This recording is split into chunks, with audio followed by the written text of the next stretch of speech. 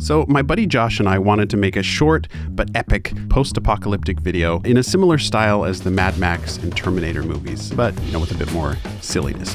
And with our extremely limited budget, we would have to cut some corners and do some weird things. So I wanted to show you how we made 3 of the most ambitious shots in the video and how they each turned out in the end. And along the way, we'll answer an important question the great minds of humanity have been asking for ages. Can a plastic robot flip a flip book? This is not going to work. Okay, so for these shots, we needed a cool looking post-apocalyptic location, a bunker, and a robot. For the robot itself, I didn't want to rely on CGI. I wanted an actual physical big robot puppet because as cool as CGI can be, I almost always prefer practical effects way more, even if they turn out a bit more clunky. And hey, you can't say that the first Terminator didn't have its share of clunkiness. So we contacted Josh's friend Laura and said, hey, can you build us a killer robot and can you do it for cheap, but make it look amazing? And she was like, sure.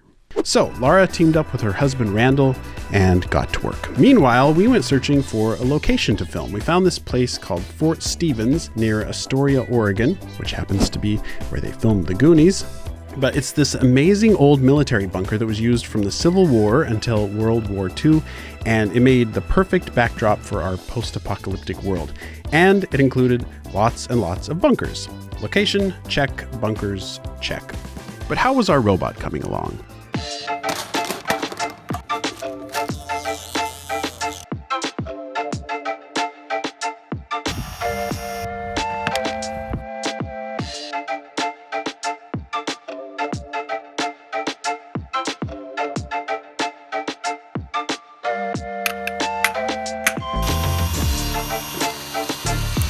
Laura and Randall did such an amazing job with the very limited budget. Most of their materials were things they bought at the thrift store. And ta-da! We had a finished robot. They even made it so his eyes can change color at the push of a button, because that's the way it works. Red eyes mean you're evil, and green eyes mean you're good. But we had a slight problem. Our location was here, and our robot was here, 900 miles away, along with Will, our puppeteer. Hey Will, we're ready to shoot. Can you be here with the robot in 20 minutes? Dude, I'm like 900 miles away. Oh, well, drive fast. Fortunately, our puppeteer Will agreed to drive the robot to us in his tiny car, and they became friends along the way. I got 2 burgers. I wouldn't want to get something for me and then, my carpool buddy go hungry, so. Okay, so we had our robot, our location. Now, the really difficult part was I needed the robot to actually be able to flip a flip book with these hands. And those aren't exactly the most dexterous opposable thumbs. A cat would have better hands for this. Cats with thumbs.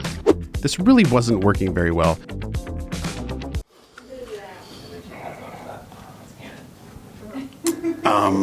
But I'll come back to that later. Let's take a look at the opening shot. This is the first shot you would see, so I wanted it to be a good hook. I wanted it to be epic with robots and lasers and explosions to capture the chaos of the environment and set the tone for the whole thing.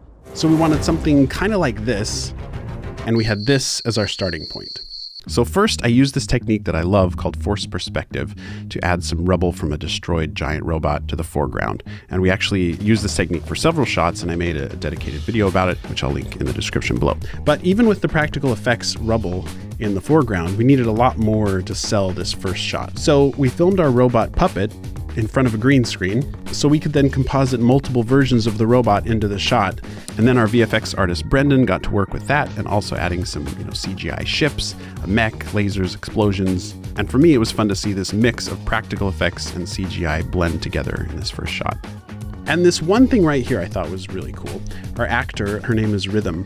So she was running in the shade, but then right at this moment she comes out of the shade and you can see that the sunlight catches her hair and just lights her hair up. So then when we added the explosion effect right at that moment, the timing was just perfect because then it looks like the light hitting her was actually caused by the explosion. It's a happy little accident that I thought was really cool. We don't make mistakes. We have happy accidents. And so here's the finished shot.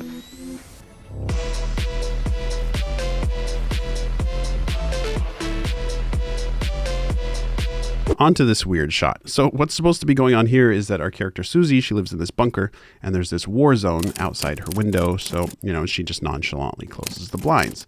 Ironically, one of the most challenging parts of shooting here was just getting the window shade to work. Because she's supposed to close the shade, but there was actually no way to hold the shade up to begin with. So what we did is we had Will put on the whole green suit, and he just stood there holding up the blind. So thanks to Will standing there holding up the shade in his green suit, we could then remove him and composite in the war zone outside. And actually, one more little detail about this shot, in the background there, you can see the robots walking in the distance. So we actually took our robot puppet and we did a full 3D scan of him and created a 3D model. And then Brendan was able to animate the 3D version of our puppet and add it into the background. And so then the shot went from this to this. Oh, and I have to show you this shot. This is where Susie is looking at her flip book, and then there's this explosion. So what we did is we used a smoke machine. We flashed a bright light while throwing foam bricks at our actor. It's like a terror panic. Yeah. 0 to 10. They found me, and you've got to go into hiding mode. Action. They found me! Cut. I want to see the video.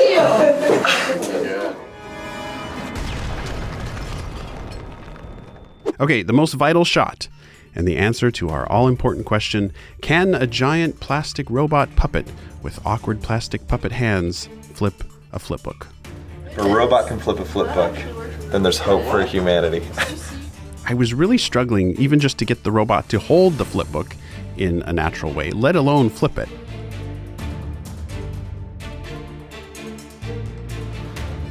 It's almost getting it. This was not working, but I had one more idea. It's almost like we need to have this bolted to the fingers. So I screwed the flip book directly into his thumb and gave those clunky hands one more try. Is it hard to flip a flip book with a robot hand? Whoa, Andy, you're doing it. You're doing it. And here's how it looked in the final video.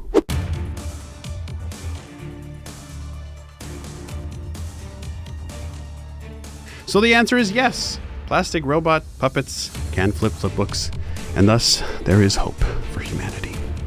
A huge thanks to my cast and crew who helped me pull this off. This was a really big project. And if you haven't seen it yet, why haven't you seen it yet? Go watch it. Thanks for watching. Stay creative, and I'll see you in the next one. And now, if you want to see a little more behind the scenes, I've got 2 other short videos on my second channel, which I'll put a link to those down below. Oh my gosh! How long have you been standing there? I didn't even know you were in here. Sorry. By the way, I like what you've done with the place. It's very, Yeah, I'm still moving in. It's a mess. That's the word. Anyway, the video was really good. So you actually made a reenactment of the future. Reenactment? I based it on that script you sent me. I didn't send you Oh, you thought that document I sent you was a script? That was my journal from the future. My journal. Are you telling me that stuff is actually going to happen? I probably shouldn't have sent it to you in the first place. Anyway, I am here to ask a favor. Could you please bury like 50 flipbook kits at these GPS coordinates? Why? We just really need lots and lots of flipbooks in the future. Okay, I better go. Oh no. What's the matter?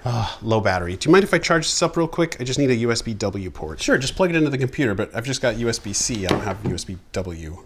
Yeah, just right there. Whoa, what was that? Okay, so this might take a while then. So given the number of gigawatts, this might be finished charging in 3 days.